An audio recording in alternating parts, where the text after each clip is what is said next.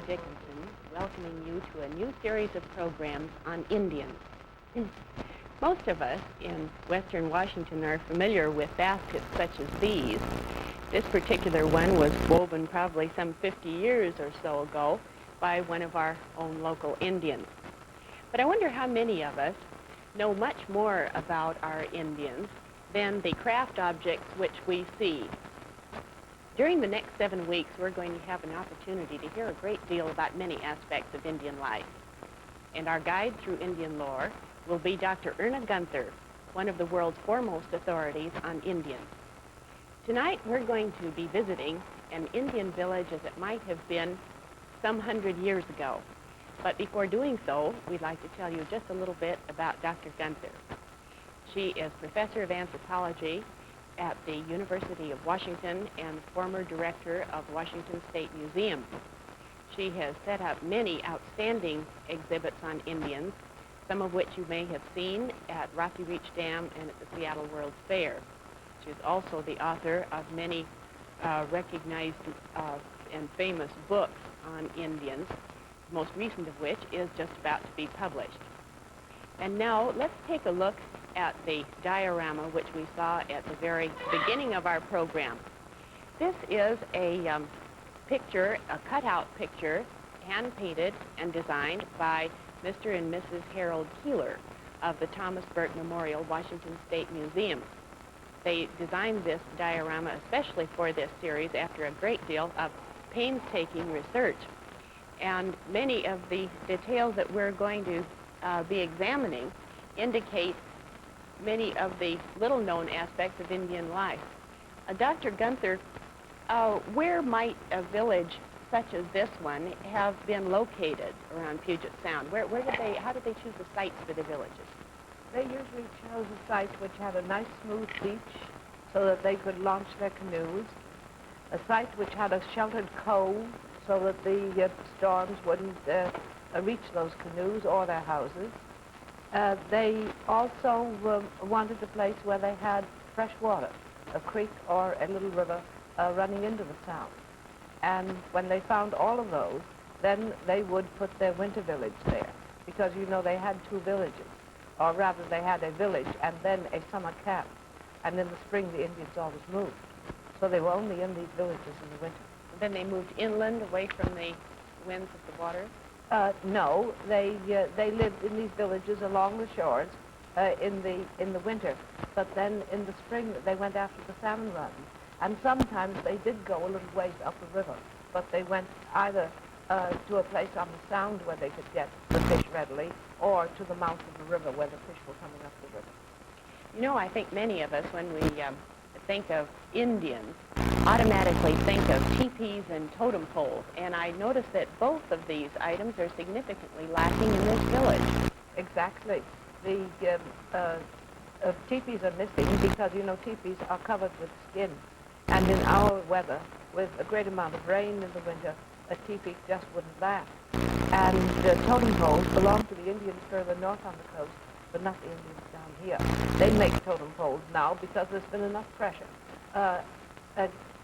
saying, oh, you don't make totem poles, so they make some totem poles, and they really are not real totem poles. The house that we see here, a long house, was a typical kind of building then in which they lived in this country instead of a teepee. Would you tell us a little bit about the house?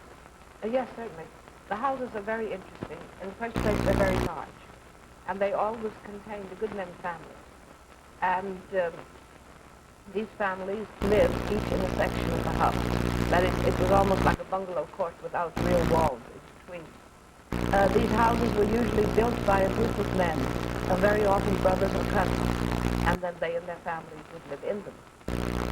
The houses, the dimensions of them are really quite surprising. They were sometimes as much as 100 to 150 feet long in this direction, and maybe about 40 to 60 feet deep in this direction. And how many families then would live in a house that size? Maybe 10 families would live in there. And the walls of the houses were made of cedar planks, and these were hand-cut planks, and they were hand-ashed. And the appearance of the planks is exactly like the appearance in our studio here, where we are sitting in an imitation of the corner of one of these community houses. And the framework, you can see in here, that framework is made of great logs of cedar, and it is entirely free of the walls. You can take the walls down, and the framework will still remain. And this is what is happening right here. They are probably replacing the walls. Sometimes some very interesting episodes happen. If some of the men who own this house would quarrel, then the person that felt injured might want to leave. But you see, he owns the planks around the part of his house, of the house where he lives. So he is perfectly free to take the planks out, and so he might take the planks out and move. It's a little bit more important than picking up your marbles and going home. Exactly, because it's very chilly for the other people who are left. And then in the house, you see here the sleeping platform, which is similar to the sleeping platform that we have right here in the setting. And it is covered with mats, and this is the area where the people sleep, where they lounge in the daytime. And underneath, just as we have these baskets here, they have their household goods stored away. And these mats were made of what? These mats were in the cattail. And replaced every so often. Yes, and they would ordinarily put the best mats down for the mattress. And then they would take mats and hang them up against the wall, as this mat is up on the wall here, to keep out the draft, because these handmade planks very frequently have pretty large spaces between them. You were mentioning that the boards on the side of the house are loose, but I noticed that there's one board in the roof that seems to be out of line. Were those also loose? Yes, they were loose. They were joined here, not really joined, but clamped together in this fashion. And they could be moved back and forth. And this one is sticking out because it has been moved so that the smoke can't get out of the house from the fires. The fires were usually in the middle of the room. And the doorways are constructed how? Now the doorways are just a shortened plank, and then they have a mat, which is rolled up, the same kind of cattail mat, rolled up in this instance and hanging full length down here, and that serves as the door to keep the drafts out and keep people out.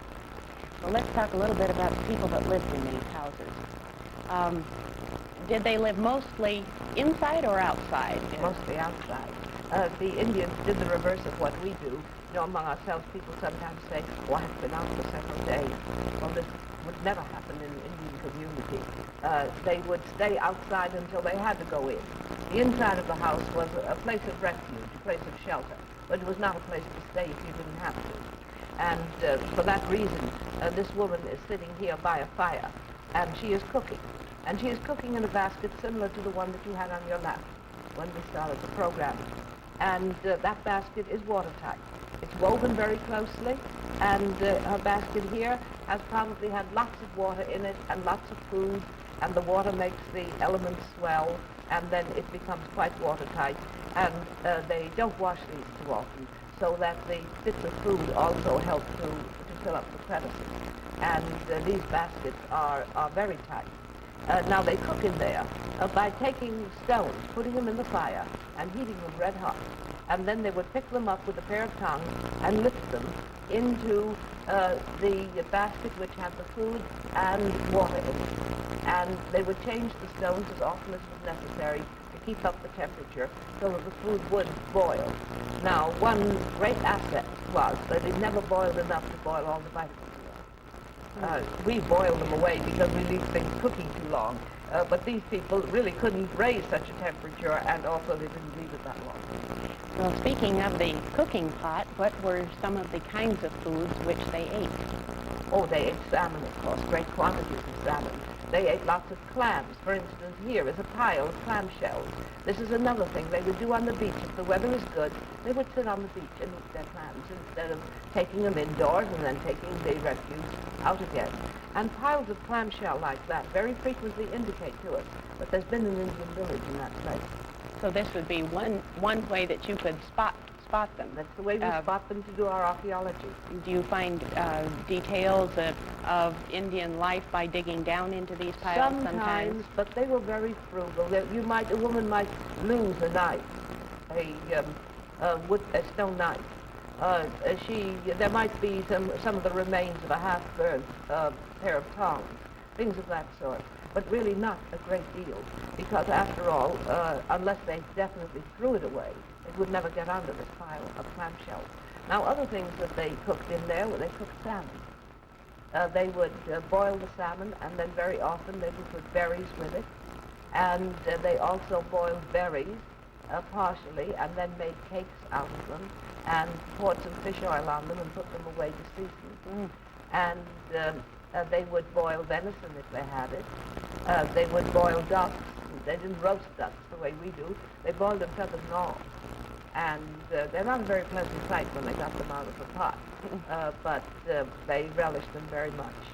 Did they eat any other kinds of vegetables? Or? Yes, they would roast, not cook in the kettle, but they would roast in the fire. The very heavy roots of the brake, the fern. And that was very starchy and was very excellent food. And in the spring, they would take the horsetail, the new horsetail, it looked very much like our asparagus. And they would take that and steam it, and then pour fish oil on it and eat it, which takes the place of drawn butter or mayonnaise. I think some of our young viewers might wonder whether they had any kind of sweets. Did they have anything such as desserts or candies or anything? No, they would sometimes eat gum from the conifer trees. They would sometimes get wild honey. And outside of that, they had very few sweets. Maybe that's the reason they like Coke and things like that so well these days.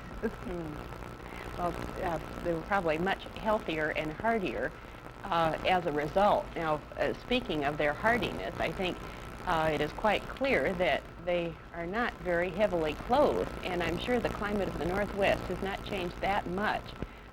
What were their main garments? Well, their main garments for the women were these fringed skirts. And when they were not working, they might have a little cape over their shoulders. And the men wore a breechclout, and that was all. And again, if they were not working, they might have a bearskin over their shoulders, any kind of a fur robe, or they might have a robe made of this same kind of cedar bark, only woven instead of being hanging loose. One of the other interesting details on the diorama are the number of canoes that we see here on the beach. Would you tell us something about them? Yes. Oh, these canoes are very essential because, you see, they travel a great deal. The Indians visited around from one village to another. They went to great feasts where sometimes 50 to 100 canoes were on the beach, pulled up on the beach where their occupants were at a feast. And they have various kinds of canoes. As you notice, this first canoe here is a fishing canoe, and it is full of fish. And the men are carrying the fish away to be cleaned and dressed. Then you notice some children down here in little canoes. Children go out in canoes from the time they toddle, and they are so used to the water, and they're so used to canoes that by the time a child is 3, 4 years old, he is apt to take a canoe and go out and paddle by himself. Mm-hmm. And there is no fear about it, and he really manages extremely well. Then here you see a shovel-nose canoe that is flat at both ends. That is the kind of canoe they use on the rivers. And you'd only see that if they had come out of a river and were putting it up on the beach. And then the very furthest canoe there is one of the big traveling canoes. And that is a very precious thing and very expensive. And they take great care of those. Now, they don't have canoe houses, as people do in some parts of the world, but they cover their canoes, and you see the two men here covering the canoe with mats. That's the last stage of the cattail mat. Mm. After it's been used as a mattress, after it's been used for hanging on the wall, after it has been used for the cover of the summer camp, then when it's finally almost torn, they will use it to cover the canoe. Very frugal people. Yes, they are. Well, when you consider how long it takes to go out and get these cattails, strip them, prepare them, and weave a mat, why, you realize that this type of frugality has a very good point to it. Dr. Gunther, what was the main method of making these canoes? Did they burn them out or use tools or? Both. They got a large log, and they usually trimmed the log, and then if they could float it down a river, they did. They'd get it down to the beach. They'd get it where they were living so that they could go and work on it easily without having to go far into the woods in order to do this. And they would shape the canoe with their adzes, and then they would very carefully burn it out. They would always keep the edge of the canoe wet so that the fire wouldn't spread too far. And this was a very delicate process and done very slowly, and as the fire charred the wood, they would scrape the wood away, and this was a long process, and usually several men worked on it. But then after it was burnt out, then the major part of the job began when they used the adze again and got the walls just the right thickness.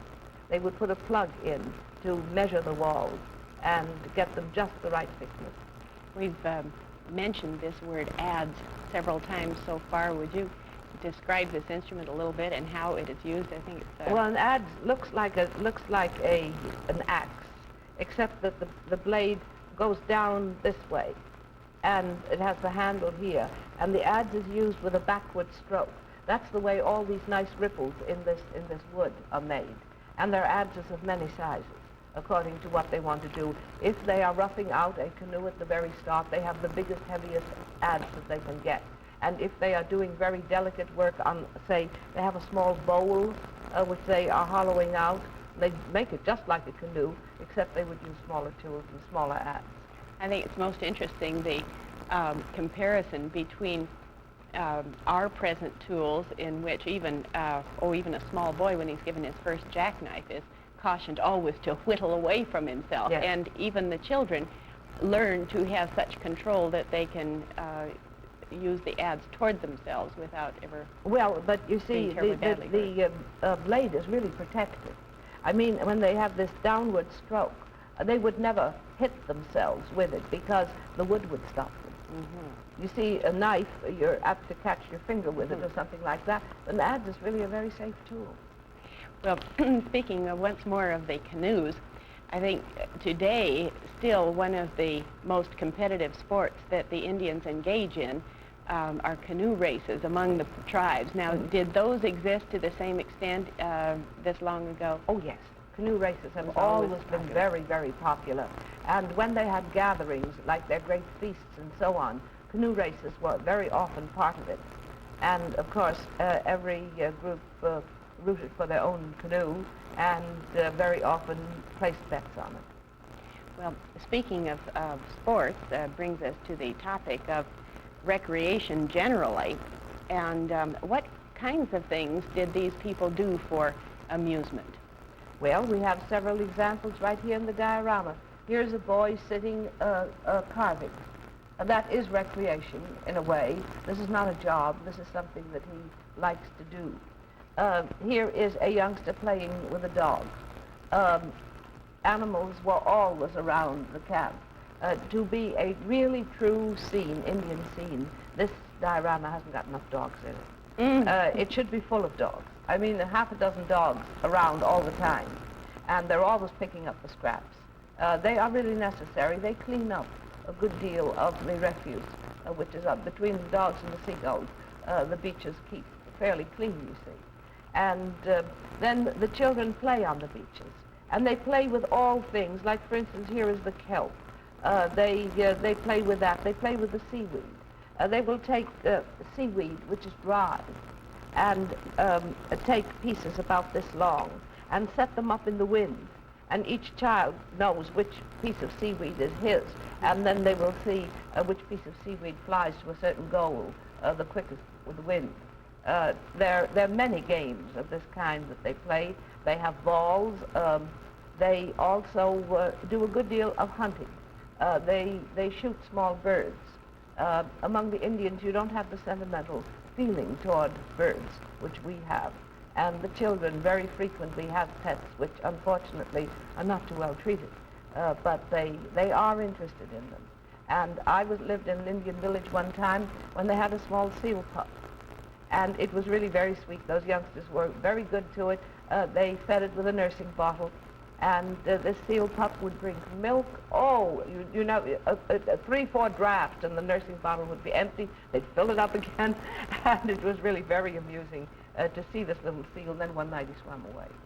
Did they have other kinds of pets too, besides mainly dogs and such things as seals? Yes, and sometimes a wounded bird would live the end of its life as a pet in a village. But otherwise, there weren't any domesticated animals, you see. They had no cats, and they had no horses. And so this was about all they could ever have, unless they caught a young of some animal and brought it in for a while. What about adult recreation? Adults had social dancing, which did not consist of dancing, well, a little bit more like our dancing today, but not couple dancing. And they would sing. They would sit and sing. And they would play guessing games. And we'll incidentally be seeing an example of the bone games yes, later on in yes, the series. that is the great game Wahoo! of the Indians. And then, of course, one very important element, which we will also see later on, is storytelling. They loved stories. And a good storyteller could go anywhere, and he would be welcome. He could stay as long as he wanted to, as long as he kept on telling his stories. Now, were these kinds of stories and the social dancing rather distinct from the ceremonial dancing and the, well, say, certain religious myths? Or Well, do they all sort of blend into each other? No. The social dancing was quite by itself. This is not anything that was done during the ceremonial season. This is something which they would do in the summer, more or less. And the myths, there were myths which were told seriously by a medicine man, perhaps, or by a good storyteller, but that was different from the stories that they told, although many of the stories that they used in everyday life were stories about the spirits and the people that were once in the world but have become animals. They have a very interesting beginning of many of these stories. The story begins before the people came, and then the characters are all animal names, and they function as animals and they function as humans, and you never can quite figure out which is which.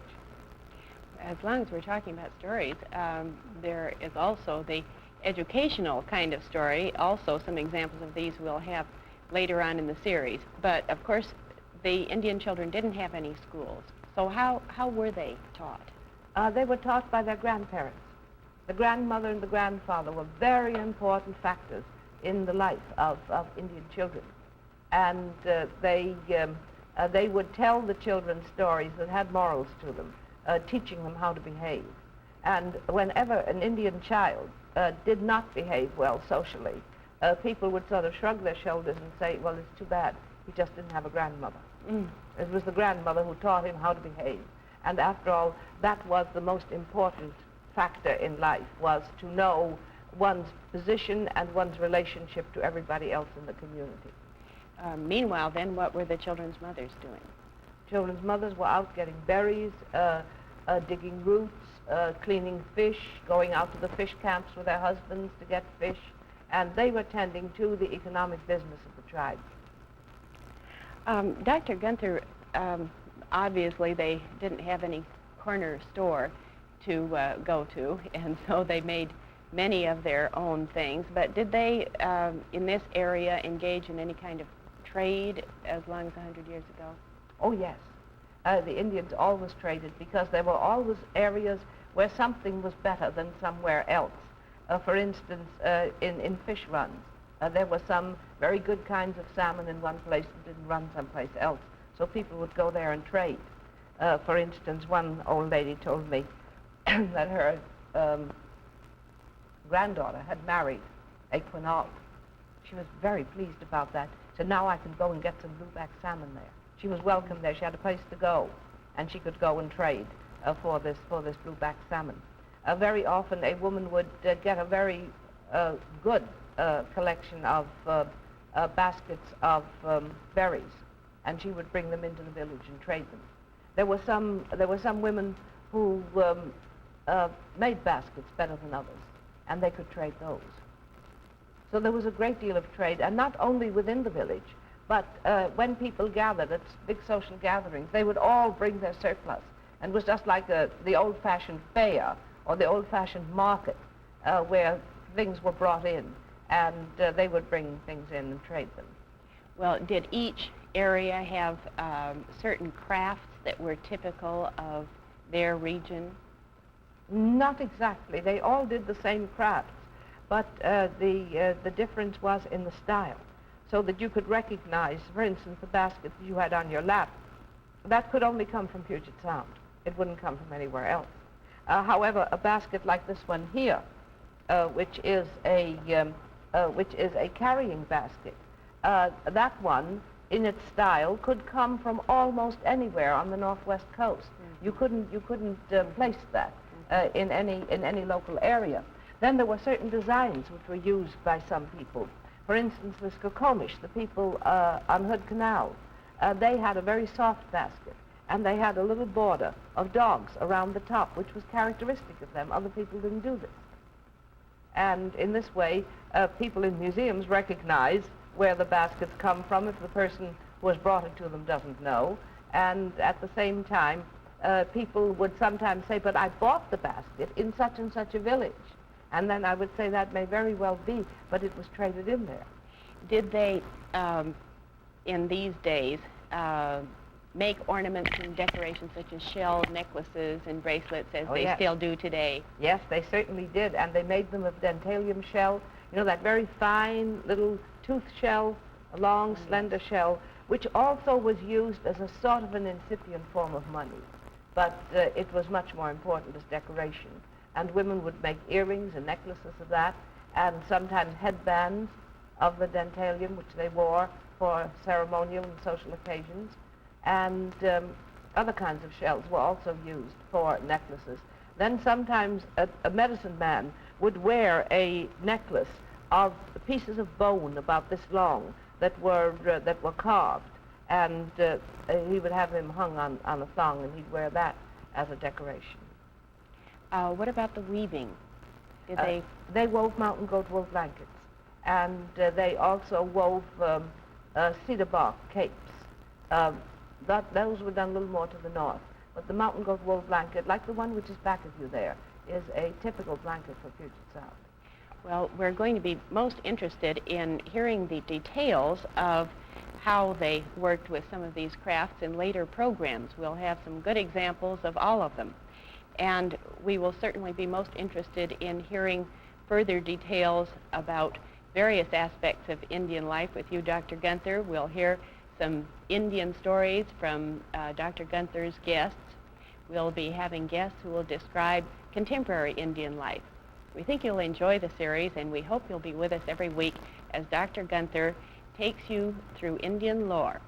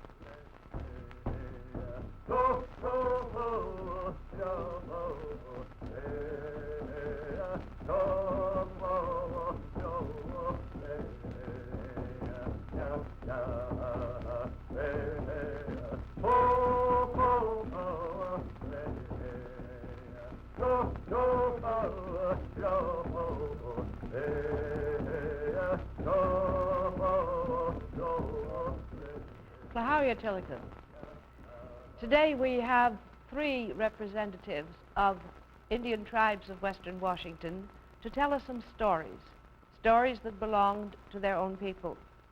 And among Indians, storytelling is a very important part of learning how to behave and learning how to be an Indian. Stories were very often told by grandmothers in order to teach their grandchildren the ways of the tribe and the heritage of their tribe. This was true everywhere, among people who had not developed writing and people who did not have printed books. And these stories really took the place in their culture of history books among ourselves, who also tell us about our heritage of the past. The Indian people very often told stories that explained customs. For instance, in one of the stories this evening, you are going to hear the story of Lazy Bones.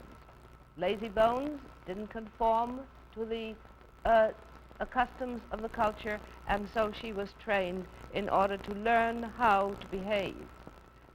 She was taught, and then a great feast was given in her honor. This feast probably was one in which she got a new name, because Indians had a number of names in a lifetime: a baby name, a young adult name, and then later on a fully adult name. At this ceremony, after the feast had been given, the things which she had made were given away. Now that sounds very strange, but they were given away in her honor, and they were given to important people. And the more important these people were, the more the people in the tribe thought of her and honored her, because she had these people really engaged as her sponsors. The stories that we are going to hear this evening also were important to people in Indian days because they took the place of radio, of TV, of movies. None of these existed, and they depended upon this for their entertainment. In a great many stories, the same characters appeared over and over, just as they do in our serials, and they followed these adventures very carefully. One of these characters you will hear about in one of the stories this evening is Kwati.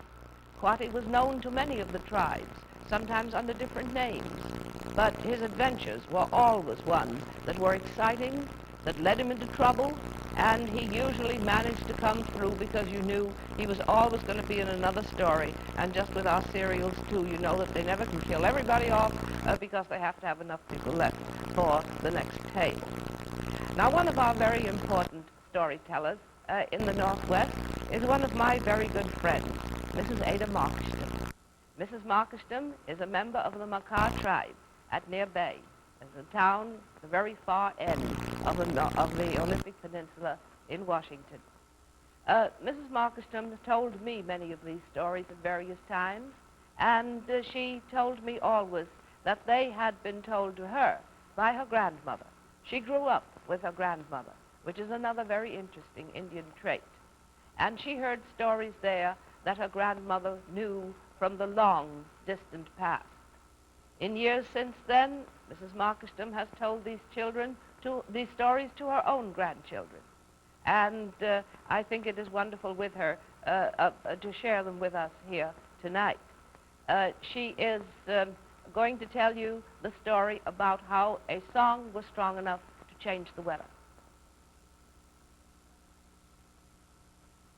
A week ago, I was asked to go down to the beach, and during that day it was real stormy, but I accepted the offer, and we went down to Pacific Beach. This lady and the children wanted to pick up glass balls and shells. And coming back, we encountered this hail, storm, and rain, wind, and we began to talk about the weather. And one of the ladies said to me, can you do something about the weather? Is there a song or prayer that you folks have to stop storm and rain? And I said, we do have. Well, what can you do about it? Well, I'll try. So I began to tell about the little bug, belted bug, that used to be in the fish box. And it used to be in the fish and spoil it, you know. And in the spring, I remember my grandma and others would shake the bugs off, open their box, and they would take the little bugs out of it. And they'd say, no, don't kill the bugs. They protect our weather. They're the ones that make it nice weather when it's stormy. And so I began, can you sing? And I said, yes, I can. And the song goes this way. Tatapuana, tatapuana, tatapuana. O kumchi yapshi, tatapuana, tatapuana. And children would sing around the fire and sing that song while we older people, and the older people would pound on a piece of board to make it sound like drum. And they'd all sing around and sing this song. And, well, we'd wait, they'd go outside and look if it was getting to be a better weather or the clouds were clearing away. And sure enough, they would come back in, and it's nice weather. And when we were singing this song, we got into a place called Montesano. And the lady said, oh, look, the storm is over as we were coming home to Olympia. And sure enough, we encountered good weather coming home to Olympia. The roads were dry, no rain, no nothing. So I guess the little bug heard us.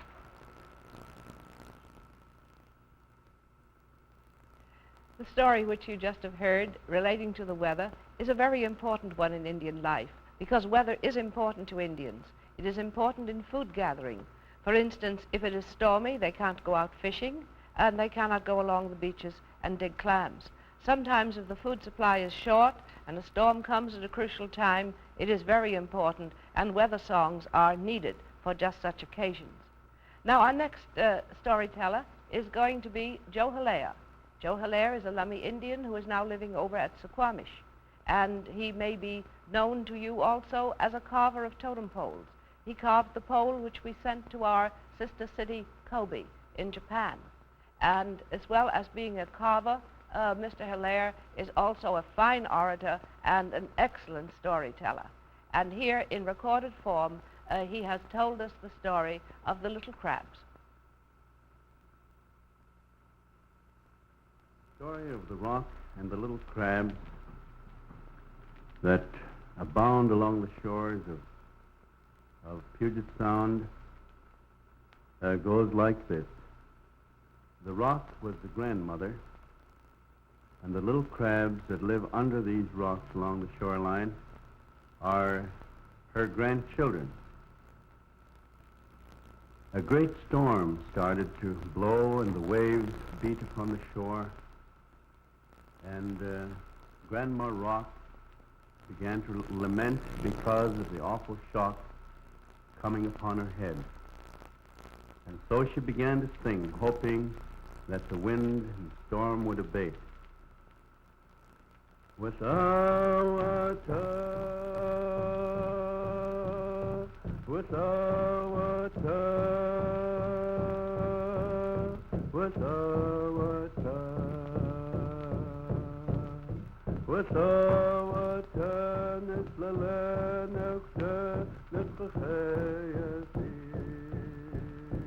Witawata, witawata. But the waves continued to beat.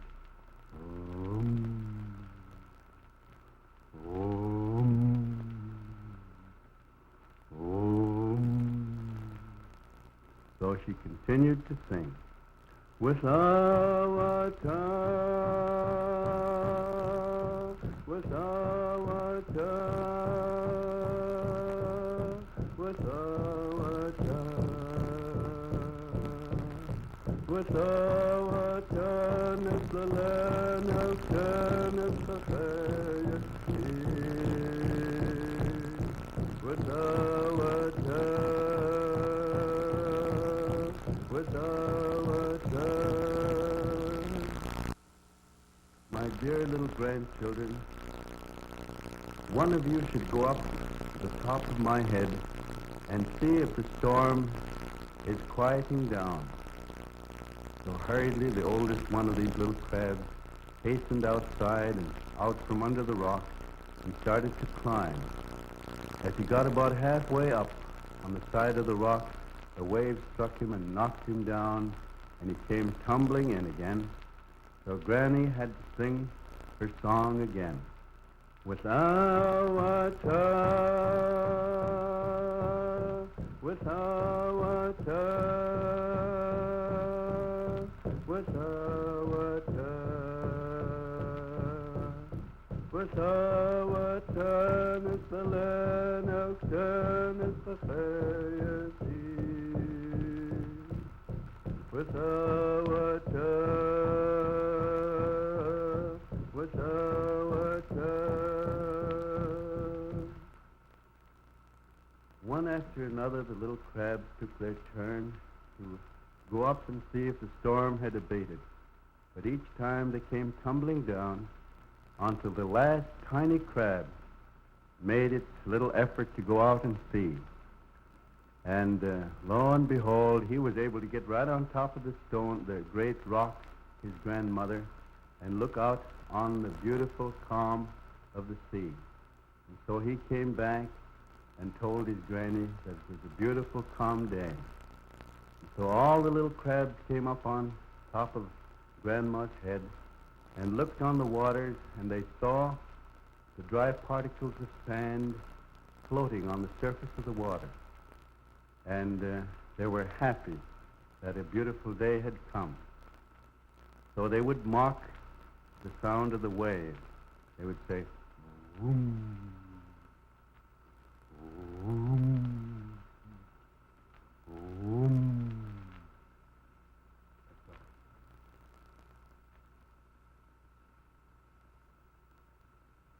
all. Our final storyteller today is Miss Helen Peterson. Miss Peterson is also a Makah Indian from nearby.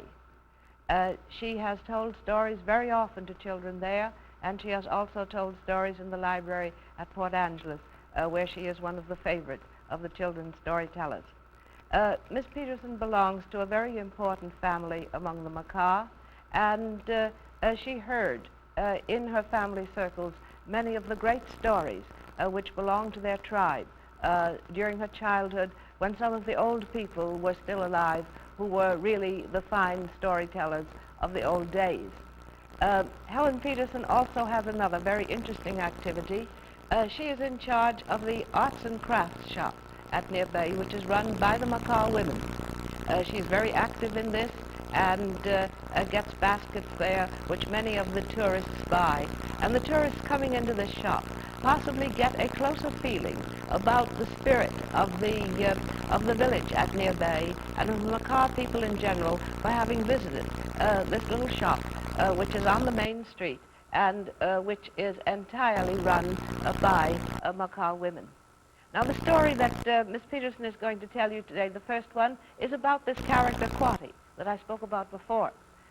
Quati goes on one of his great adventures, and I am sure that the plot will remind you of Jonah and the whale. And this is based in the belief that many of the people on the northwest coast held, that if you went far enough west across the sea, you would come to a fabulous land, a country where supernatural spirits lived, and from which they very frequently came to visit the people who lived on the shore. These spirits sometimes dragged people out to sea, and if they could come back, they would have great power. Now we'll turn to Miss Peterson and her story of Quati.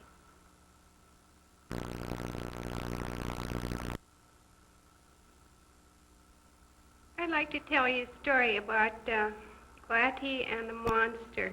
This is a story about the Quati and the monster. A long time ago, the Makah Indians couldn't go fishing because there was a monster at the Cape Flattery. Everybody was hungry because they didn't have their halibut or salmon or cod. So Quati, he was a mischief, but he could be a hero once in a while. This time he was a hero. He said, "I'll go out there and I'll kill this monster." So he got ready. First thing he did was to cut off his hair. He cut off his hair real short. And that was because it would be hot in a monster's stomach. So he said, "Well, I'll go and get some sharp mussel shells." So he went on a beach and he picked out the biggest mussel shells that he could find. And he sharpened these mussel shells and then he made himself a cedar bark bag. He said, I'm going to put this bag on my chest, he said, so I can get it easily. So he put all these mussel shells here in a cedar bark bag. So he said, I think I'll take my smallest canoe. He said, I'll take my little hoopittiwash. And that's a small little canoe that just could fit, he could just fit in it. So he paddled and he paddled, and finally he reached Cape Flattery. And then he began to sing his song. He sang the song, Hitawisat, Quiditawisik, Hitawisat, Quiditawisik, Hitawisat, Quiditawisik. This means, come on up now, you monster who's keeping people from going fishing. And the monster did come up. And he was so big, his body reached from Cape Flattery, one side of his body, and the other side to Tatoosh Island. Then he opened his mouth, and poor Quatty went in, canoe and all. Oh, it was dark inside of this monster's stomach, and it was hot. And he rolled around from one side to the other, and he said, well, I'm going to try to find a heart. So he did. He took out his mussel shells, and he reached for the heart, and he began to cut away. He cut and cut and cut, and he'd take another mussel shell and cut and cut. Finally, he began to roll more than he did, and he knew that this monster was dying now. And it rolled and rolled ashore. And before it died, he threw up Quatty, canoe and all. And he jumped out, and he ran up and down the beach, and he said, Hush-hudee, hush-hudee. That means there's something good drifted ashore. That old monster is dead. So first one to come was Klookshoe, that's the raven. He said, you go invite everybody. He said, you invite all the birds and all the animals and all the fish. So the perch received her invitation, and what she did was to get ready. She painted her face all colors. She made her mouth small.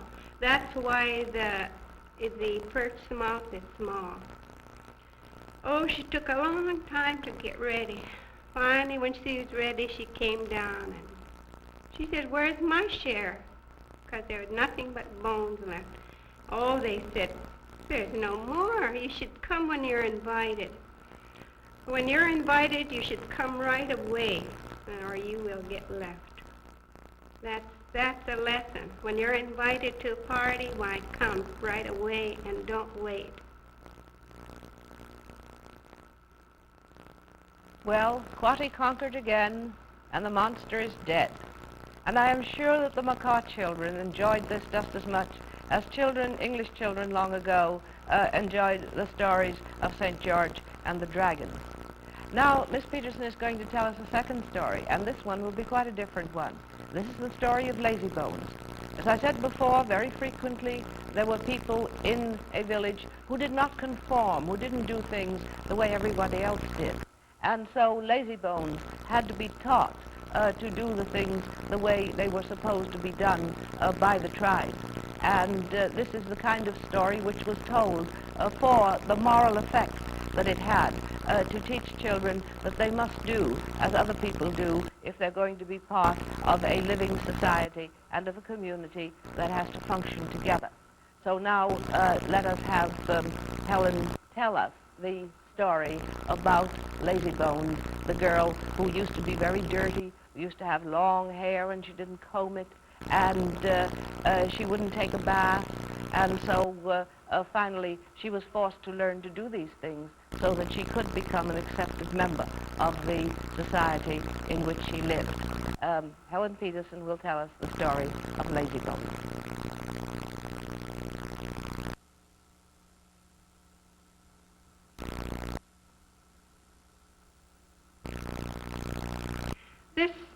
story I'm going to tell you is about Wickabucka. That means one that's lazy, lazy bones. She lived at Elwa on this side of Port Angeles. All she used to do was to lay down by the fire and sleep, sleep, sleep. She'd never get up to comb her hair. She wouldn't get up and take a bath. And her stepmother would just throw her a piece of the tail of the fish or the fish head.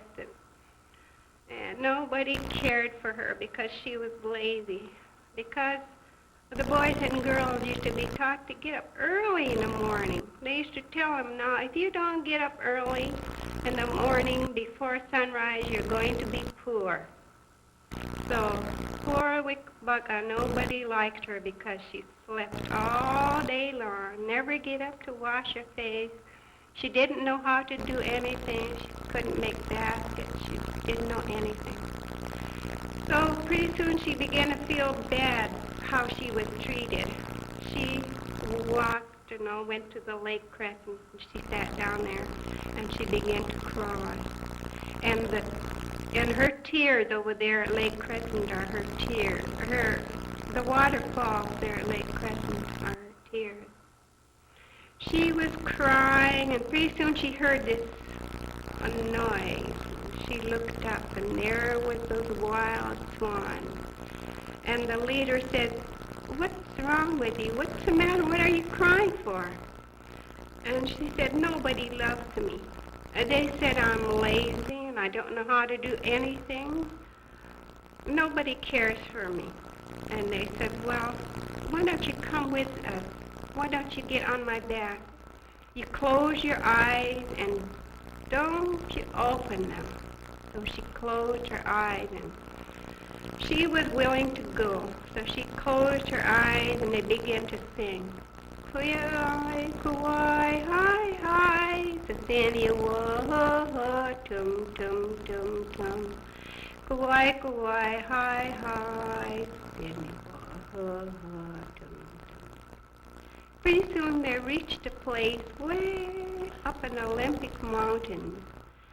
And oh, it was just a beautiful place. She looked around. She could see that place where she lived there by the Lake Crescent. Well, they said, first thing you're going to do is you're going to take a good bath. And we're going to show you where to find this Indian perfume, where you can put that on your hair. So she took a bath, and they combed her hair. Her hair went all way down to her ankles. It was so long and pretty. And they put some Indian perfume on her hair. Now they said, we're going to show you how to make yourself a dress. They said, see this tree over here? They said, this is a cedar tree.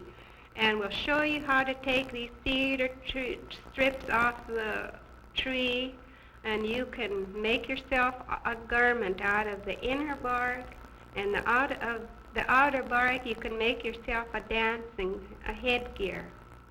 So she was willing to learn, and they stripped the bark off the tree, and they said, this is the way you're going to weave your dress. So she wove a cedar bark dress. She trimmed her dress with pretty green feathers that she found. Now they said, well, you can make a rain garment. So they went and found cattails, and they sewed them. They showed her how to make a rain garment out of cattail. And now they said, we'll show you how to make baskets. They made a cedar bark basket, and they made a cattail basket, and made wild bear grass basket. And now they said, we'll show you how to make cedar bark mats. So they made cedar bark mats, and they made cattail mats. Now they said to her, we'll show you how to find these things that we eat. They showed her roots that was good. This makes you strong. And they said, they showed her salmonberry sprout. This is what you eat in the springtime, and that's going to make you a strong girl. Now they said, we'll show you how to make clam basket. They showed her how to make clam basket with the cedar roots of the tree. Now, they said, do you see that old lady sitting way down there by the lake? Yes, she said, that's my grandmother. She cut her hair. They used to cut their hair when they're in mourning because they thought this girl was dead now. Grandmother cut her hair, and she was sitting there crying. So they said, we'll take you home now. She said, you get ready, you get on our back, and we'll take you home. You can take all your things that you made. So she went on the leader's back, and she closed her eyes again, and they began to sing. Kuai, kuai, hi, hi, ho, tum, tum, tum. Kuai, kuai, hi, hi, ho, tum, tum. That's the song of the wild swan.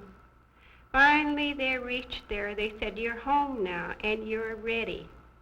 So she went home, and nobody knew her for a while. They didn't know her. She was a changed girl. And her grandmother gave a big party for her. They gave away baskets and mats and everything she made. That's the end of the story. Thank you, Miss Peterson. That was a delightful story, and I'm sure it probably had a great deal to do in teaching the children the way that they should learn to behave. You've probably noticed that I have constantly spoken about grandparents telling the stories. And in the old setting, probably when one of the old people sat down in a corner just like the one I'm sitting in here in the community house with a fire going in front of them, the children would gather very quickly because they knew that this was storytelling time. And the grandparents had time for this because the parents were too busy getting a living. They were too busy going out and getting fish to preserve it, putting things away for the winter, and the old people didn't have the strength anymore to do this. They couldn't stand the hardships of fishing. They couldn't stand carrying the heavy burdens. And so consequently, it was up to the grandparents to teach the children and up to the parents to feed them. Now, next time we are going to have Mr. Tandy Wilbur and Mr. Morris Dan from Lacana, who are going to talk with us not only about fishing as it used to be, but also about fishing the way it is today. And we want to show you the continuity of Indian life from then until now at the present time.